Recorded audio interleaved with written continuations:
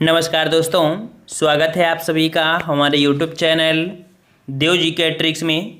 तो दोस्तों हम लोग यहाँ पर डेली की तरह जीके का महत्वपूर्ण यहाँ पर टेस्ट लगाएंगे और ये जीके का टेस्ट डेली सुबह 7 बजे आपका आता है। तो आप लोग सुबह 7 बजे जीके का रिवीजन कर सकते हैं। बेहतरीन प्रश्न होते हैं और हमेशा से प्रश्न ये पूछे गए हैं, तो आप लोग बेहतरीन तैयारी करते चलिए जीके की। चलिए स्टार्ट करते हैं। यहाँ पर आपका दिया गया है प्रश्न, इनमें से किसे द ग्रैंड ओल्ड मैन के नाम से जाना जाता है। द ग्रैंड ओल्ड मैन के नाम से जाना जाता है किसे? तो आपका सही जवाब हो जाएगा ऑप्शन राइट, यहाँ पर सी नंबर, दादा भाई नौरोजी को जाना जाता है। ठीक है, और इनकी एक पुस्तक थी poverty and un-British rule in India, पुस्तक ये आपकी थी, तो इनकी याद रखना, इन्हीं की पुस्तक है। ठीक है, और अगला क्वेश्चन है कि सूची फर्स्ट को सूची सेकेंड से सुमेलित करना है।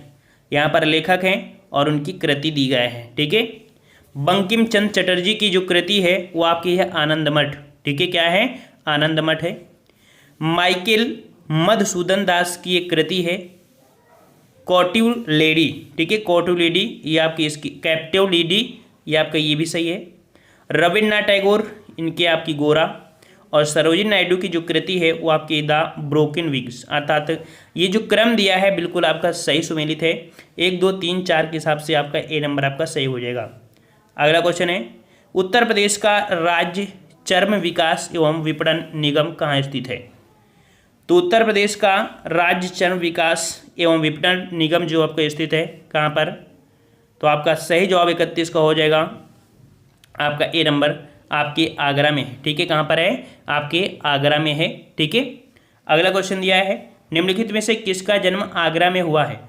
किसका जन्म आगरा में हुआ है? तो यहाँ पर याद रखिएगा, ये जिन्होंने 1857 की क्रांति को देखा था, यह आपके हैं मिर्जा गालिब। ठीक है, आपके मिर्जा, यहाँ पर कह सकते हैं कि मिर्जा गालिब जो थे उर्दू एवं फारसी भाषा के महान शायर थे। ठीक है, और जन्म आगरा के सैनिक पृष्ठभूमि वाले परिवार में हुआ था। ठीक है, और यहाँ पर नेक्स्ट क्वेश्चन दिया गया है कि फूट डालो और राज्य करो की जो रणनीति अपनाई गई थी वो किसके द्वारा? फूट डालो और राज्य करो की रणनीति जो अपनाई गई थी किसके द्वारा? ये थे आपके ऑप्शन ए, लॉर्ड कर्जन के द्वारा। ठीक है, लॉर्ड कर्जन के द्वारा, जो कि भारत का सर्वाधिक विवादित बदनाम गवर्नर जनरल था कर्जन, और 1905 में फूट डाल भी दिया था। ठीक है ना। चलिए नेक्स्ट क्वेश्चन दिया गया है कि निम्न घटनाओं को उनके कालक्रम में व्यवस्थित करना है। ठीक है, कौन सी घटना आपकी सबसे पहले आई थी देखते हैं। देखिए यहाँ पर आपका है जो अंतरिम सरकार का गठन हुआ था, ये हुआ था 24 अगस्त 1946 को। ठीक है, इसको 24 अगस्त 1946 को हुआ था। ठीक है, 1946 को हुआ था। और कैबिनेट मिशन का जो आगमन हुआ था वो 24 मार्च 1946 को हुआ था। ये 24 मार्च 1946 को हुआ था। ठीक है, और वहीं पर लीग जो कि मुस्लिम लीग द्वारा सीधी कार्यवाही प्रारंभ की गई थी वो 16 अगस्त 1946 को, ये 16 अगस्त का था। ठीक है, ये देखो ये अगस्त में है, ये 16 अगस्त 1946 को है। और जिन्ना द्वारा शिमला कॉन्फ्रेंस जो हुआ था वो 14 जुलाई 1945 को हुआ था। ठीक है, तो इस हिसाब से देखा जाए तो आपका यहाँ पर पहले डी हो जाएगा, फिर इसके बाद बी हो जाएगा, फिर सी हो जाएगा, फिर ए हो जाएगा। ठीक है, बी नंबर आपका यहाँ पर सही हो जाएगा। चलिए अगला क्वेश्चन है कि मंगल पांडे कहाँ के विप्लव से जुड़े थे?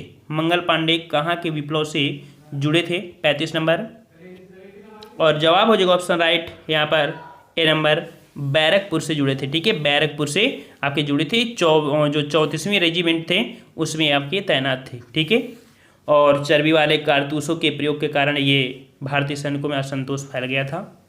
और अगला क्वेश्चन दिया गया है यहाँ पर कि 90 अंश पूर्वी कटक अवस्थित है। 90 अंश पूर्वी कटक जो अवस्थित है कहाँ पर? तो आपका जवाब हो जाएगा ऑप्शन राइट बी, आपके भारतीय महासागर में। ठीक है, भारतीय महासागर में अर्थात हिंद महासागर में अवस्थित है। अगला क्वेश्चन है कि 2011 की जनगणना के अनुसार उत्तर प्रदेश के किस जिले में साक्षरता दर उच्चतम थी? यूपी में देख सकते हैं जो साक्षरता दर आपकी जो उच्चतम है वो आपकी कहाँ की? तो यहाँ पर वैसे तो आपका देखा जाए गौतम बुद्ध नगर, फिर इसके बाद कानपुर आता है। इस प्रकार से ऑप्शन आपका सी हो जाएगा कानपुर। ठीक है, गौतम बुद्ध, कानपुर, और रैया, इटावा, गाजियाबाद है ना, न्यूनतम आपके श्रावस्ती में है। यहाँ पर ऑप्शन आपका हो जाएगा सी नंबर। नेक्स्ट क्वेश्चन, निम्नलिखित में से किस एक राज्य में सुएल नदी परियोजना स्थित है? सुएल नदी परियोजना स्थित है कहाँ पर? तो ये परियोजना है आपके हिमाचल प्रदेश में। ऑप्शन डी हो जाएगा, हिमाचल प्रदेश में ये आपकी परियोजना है। ठीक है, अगला क्वेश्चन है कि कौन सी नदी ओडिशा में अपना डेल्टा बनाती है? कौन सी नदी ओडिशा में अपना डेल्टा बनाती है? तो ये आपकी नदी है ऑप्शन बी, महानदी। ठीक है, महानदी निकलती कहाँ से है? तो महानदी निकलती है छत्तीसगढ़ के रायपुर जिले के आपके सिहावा सीढ़ी से निकलती है, और महानदी उड़ीसा में डेल्टा बनाती है और फिर बंगाल की खाड़ी में गिर जाती है। चलिए, अगला क्वेश्चन दिया गया है कि किस मृदा को कम सिंचाई की आवश्यकता होती है क्योंकि वह मृदा नमी को रोक सकती है? तो ये आपकी मिट्टी है ऑप्शन बी, काली मिट्टी। ठीक है, काली मिट्टी को कम सिंचाई की आवश्यकता होती है क्योंकि यह मिट्टी में नमी धारण करने की बेहतर क्षमता होती है, और काली मिट्टी को रेगुड़ मिट्टी या कपासी मिट्टी कहा जाता है, और इंटरनेशनल स्तर पर इसे चेरोनिज्म के नाम से भी जाना जाता है। ठीक है ना। चलिए, अगला क्वेश्चन है कि एक ऐसे क्षेत्र में जहां वार्षिक वर्षा 200 सेंटीमीटर से अधिक होती है और ढलाव पहाड़ी स्थल है, किसकी खेती अभिष्ट होगी? अगर ढलाई वाली क्षेत्र है, ऐसी जगह में आपकी चाय की खेती बेहतरीन होती है। ऑप्शन आपका सी हो जाएगा। ठीक है, और यहाँ पर नेक्स्ट क्वेश्चन है कि मीठे पानी की कल्पसर परियोजना अवस्थित है। मीठे पानी की कल्पसर परियोजना जो अवस्थित है कहाँ पर?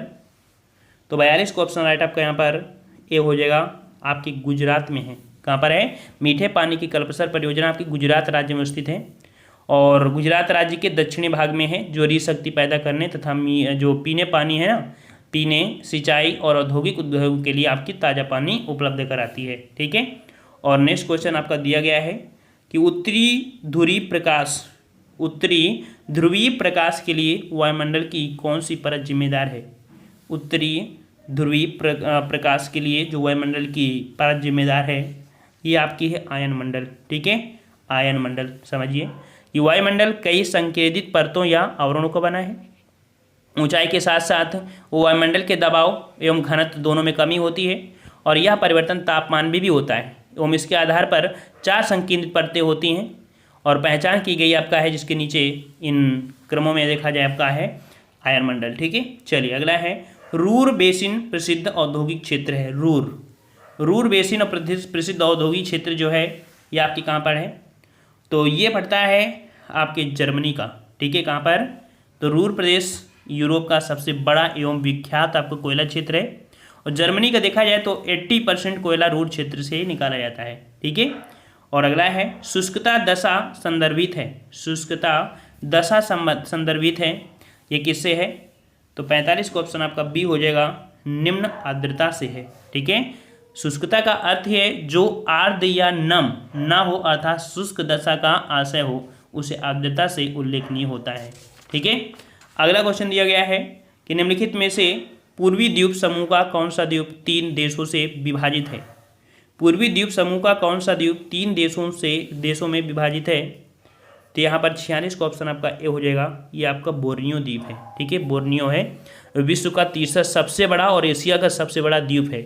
भौगोलिक रूप से ये देखा जाए तो जावा से उत्तर में, सुलावेरी से पश्चिम में, और सुमात्रा से पूर्व में स्थित आपका है। ठीक है, अगला क्वेश्चन है कि सूची फर्स्ट को सूची सेकंड से सुमेलित करना है। यहाँ पर कुछ आपके ज्वालामुखी हैं, एटना ज्वालामुखी, और एटना ज्वालामुखी जो आपका है ये आपके कहाँ पर है? ये है सिसिली। ठीक है, कहाँ पर है? एटना ज्वालामुखी आपकी सिसिली में है। विसुवियस ये आपका सक्रिय है जो कि आपकी इटली में है, और एरबियस आपके है रासद्वीप पर, और कोटोपैक्सी ये आपके इक्वाडोर में है। ठीक है, इस प्रकार से 4314 ऑप्शन आपका बी सही हो जाएगा। अगला है भारत में सबसे अधिक उपजाऊ मृदा कौन सी है? भारत में सबसे अधिक उपजाऊ मृदा कौन सी है? तो यहाँ पर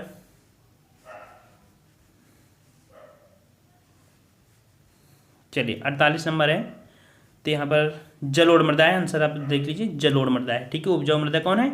जलोढ़ मिट्टी है, जलोढ़ मृदा आपकी है। ठीक है, और नेक्स्ट क्वेश्चन है, निम्नलिखित में से कौन सी सुमेलित नहीं है? कौन सुमेलित नहीं? 49 नंबर देखते हैं कि गंगा आपके वाराणसी और गोमती सुल्तानपुर, अर्थात गंगा नदी किनारे आपका वाराणसी है, गोमती नदी किनारे सुल्तानपुर बसा है, कोसी नदी आपका गोरखपुर है। क्या ये सही है? तो कोसी यहाँ पर कह सकते हैं, गोरखपुर जो बसा है वो राप्ती नदी किनारे है, राप्ती नदी किनारे है ना। इस प्रकार से सी नंबर आपका यहाँ पर गलत हो जाएगा। अगला है कि उत्तर प्रदेश में बौद्ध और जैन दोनों का प्रसिद्ध तीर्थ स्थल कौन है? उत्तर प्रदेश में बौद्ध और जैन दोनों का तीर्थ कौन है? तो ये स्थल है आपका कौशाम्बी। ठीक है, सी नंबर आपका हो जाएगा आपका कौशाम्बी है, जो कि दोनों ही कह सकते हैं धर्मों के लिए मेन है। ठीक है, और महाजनपद काल में ये वत्स जनपद की राजधानी था। अगला है कि भारतीय संविधान की प्रस्तावना में पंथ निरपेक्ष शब्द जोड़ा गया था। पंथ निरपेक्ष शब्द जोड़ा गया था कौन से संशोधन के तहत? इसका जवाब आपको देना है, नेक्स्ट पार्ट में इसका जवाब आपको देखने को मिलेगा। अगर आप नए हैं तो डेली का डेली यहाँ पर जीके लगाते रहिए, और प्लेलिस्ट के माध्यम से सभी वीडियो आप देख सकते हैं। ये वीडियो आने का टाइमिंग सुबह 7 बजे है, तो वे 7 बजे आप इसका रिवीजन कर सकते हैं। आज की वीडियो में इतना ही, मिलते हैं नए वीडियो में, तब तक के लिए धन्यवाद। जय हिंद, जय भारत।